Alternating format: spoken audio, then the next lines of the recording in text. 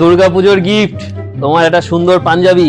বাহ, বড় বাবা, আরো বড়। পরের দিন সোনা, মনা এদিকে আয়। বাবা ডাকছো? ডাকলে আসি আসি, বলো আচ্ছা। কি হয়েছে? এই নে পুজোর হাত খরচা, এটা তোর। বাহ, থ্যাংক ইউ বাবা। যা মজা কর। এই নে তোর হাত খরচা।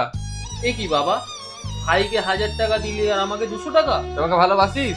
কি ভালোবাসি না?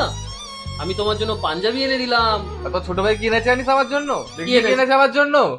এই দেখ, এই দেখ, ওই আমার সত্যিকারের ছেলে। পাঞ্জাবি পরে কি হবে?